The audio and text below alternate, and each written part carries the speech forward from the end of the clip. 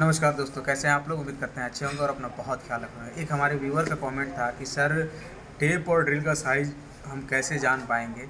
इसके विषय में मैंने उन्हें शॉर्ट वीडियो में मैंने उन्हें बताया था, बट मुझे लगा कि और भी उन्हें अच्छे से समझाया जाए, इसके लिए मैंने लॉन्ग वीडियो बनाया है।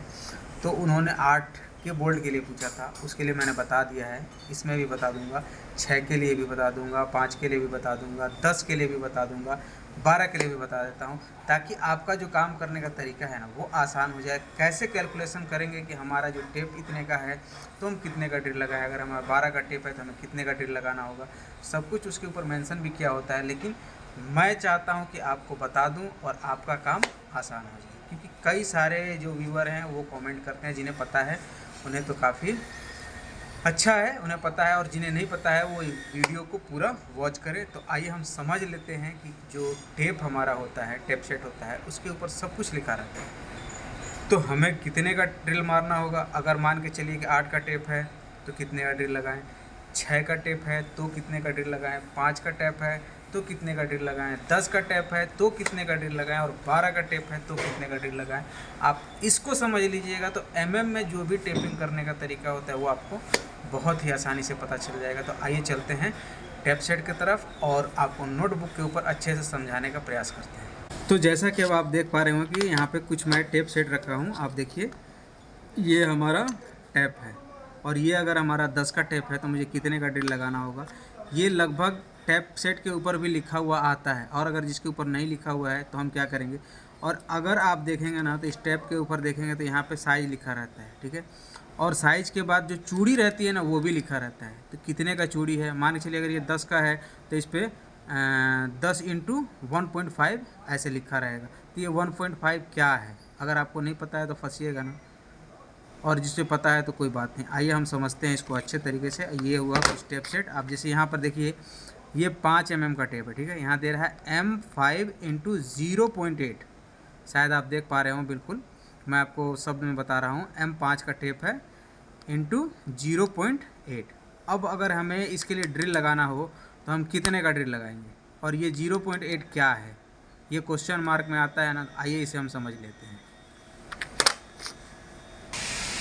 जैसे कि आप देखेंगे कि अगर आपका 10 का टेप है, 10 mm का टेप है, 10 mm का टेप है, ठीक है। तो इसके आगे लिखा रहेगा यहाँ पे इंटू 1.5 ऐसा लिखा रहेगा। अगर आपका ये 12 का टेप है, यानी कि M12 का टेप है, तो वहाँ पे लिखा रहेगा 1.75।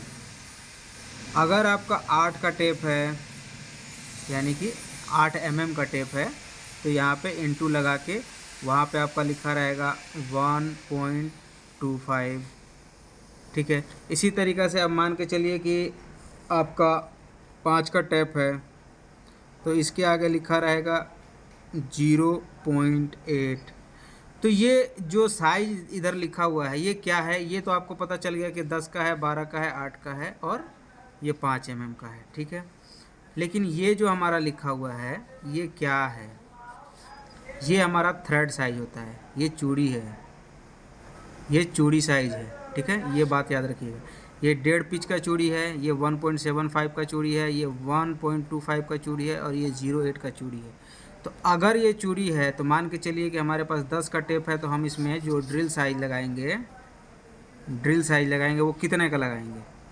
तो सिंपल सा फार्मूला मैं आपको बताता हूँ। जैसे कि यहाँ पे 1.5 है, तो 10 में से आपको क्या करना है, ये 1.5 को माइनस कर देना है। जब आप माइनस करिएगा तो यहाँ कितना बचेगा, 8.5, ठीक है।